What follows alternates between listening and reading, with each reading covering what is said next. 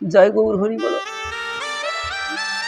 এই জগৎ সংসারে যারা ভজনে থাকে, দেখেন বাবা, কোনো কিছুর কোনো অভাব হয় না। হয় নাকি?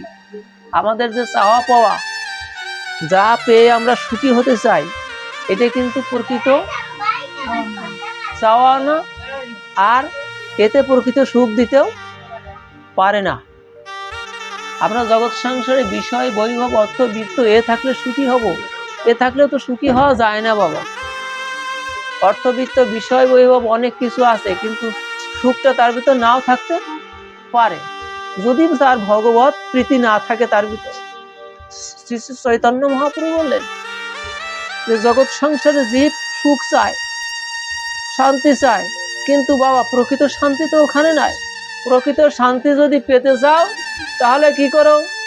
প্রকৃত শান্তি পেতে হলে একমাত্র তোমাকে এই যে কলিজীবের জন্য শ্রীমান মহাপ্রভু যেটা দিয়ে গেল, যে তুমি একমাত্র হরে কৃষ্ণ মহামন্ত্র কীর্তন করতে থাকো, জপ করতে থাকো, তাহলে তুমি প্রকৃত শান্তিটা খুঁজে পাবে। জয় গৌর হরি বলো। হরে কৃষ্ণ মহামন্ত্র কীর্তন করো, অহর্নিশি তুমি কীর্তন করো, ভগবানের সেবা দাও এবং ভক্ত সঙ্গ করো, তাহলে তুমি প্রকৃত সুখটা পাবে। অন্য কিছুতে সুখ তুমি পাবে না। সুখ পেতে হলে তোমাকে এই পথে আসতে হবে। কিন্তু আমরা সংসারের ভিতর থেকে কত ভাবে সুখী হতে চাই, কিন্তু সেই সুখটা তো ধরতে পারি না। সুখী হতে পারি কি? পারি না। তার কারণ আমাদের হিতাহিত জ্ঞান থাকে না। হিতাহিত জ্ঞান থাকে না। আমরা নিষ্ঠুর কর্ম পর্যন্ত করতে দ্বিধাবোধ করি না, কিন্তু ওতে তো ভগবত কৃতি হয় না, ভগবানকে পাওয়া যায় না। ভগবান ভক্তের জন্য সবকিছু ব্যবস্থা করে রাখেন, কিন্তু সেটা পাওয়ার যোগ্যতাটা আমরা অর্জন করি না। যে পথে গেলে পাওয়া যাবে সেই পথ অবলম্বন করি না। এজন্য ভক্ত সঙ্গটা, সাধু সঙ্গের ফলটা অত্যন্ত সুদূর প্রসারী। সাধু সঙ্গ করলে পরা ভক্ত পরশ পেলে, ভক্ত সঙ্গটা পেলে জীবের চেতনাটা শুদ্ধ হয়। আর চেতনা যখন শুদ্ধ হয়, তখন এই কৃষ্ণ বহির্মুখী জীবই কৃষ্ণ উন্মুখী হয়ে ওঠে। রাধে রাধে প্রিয়। কৃষ্ণ উন্মুখী হয়ে ওঠে, ভজনশীল হয়ে ওঠে। এছাড়া ভজনশীল হয় না সে, ভজনের পথে তার অন্তর আগায় না। সাধুর পরশ পেয়ে, এই যে দেখেন তুলসী ভজন করছে, তুলসী ভজন করছে না, এই একটা মাস অনেক ভক্তরা এই তুলসীকে সিক্ত করছে এবং সংযমী থেকে সে অর্থাৎ সে প্রসাদ পেয়ে এই মাসে নিত্য ভগবানকে সেবা দিয়ে প্রসাদ পেয়ে এই কেশবব্রতের মাসটা কাটালো। ভগবান যে কত সন্তুষ্ট হলো, এটা সীমানা নির্ধারণ করা যায় না। ভগবান কত সন্তুষ্ট হয়। ভগবানের এই মাসে এই পূর্ণ থেকে পূর্ণতার মাস, এটা জীবের সাধারণ জীবের চেতনা এগুলি আনা হয় না।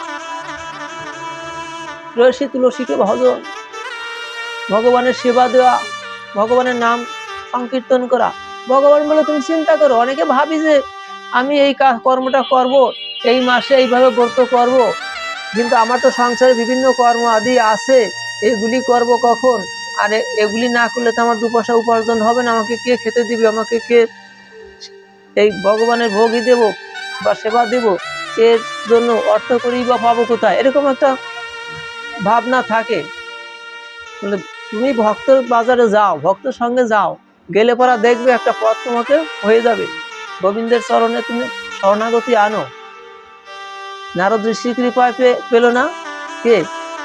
যে বেদ, জনিতাই জয় গৌর হরি বল, বেদ সে কি করে?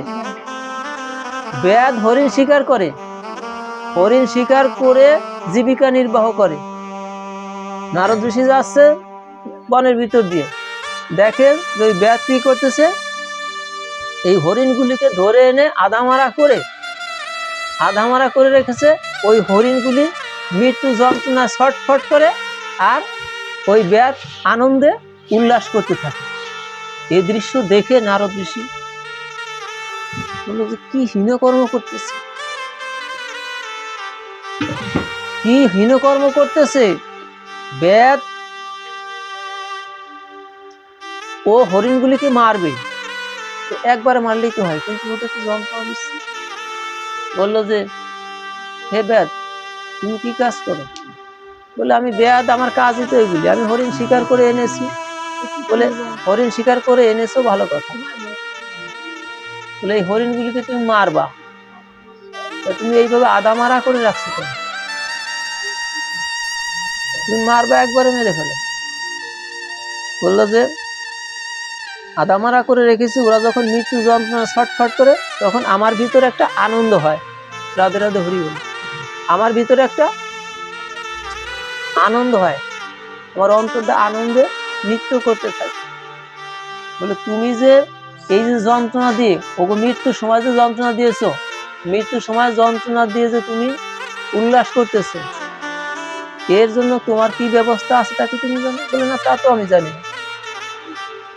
বলে তোমারও মৃত্যুর সময় এরকম যন্ত্রণা দিয়ে তোমাকে এই জগৎ থেকে নেওয়া হবে।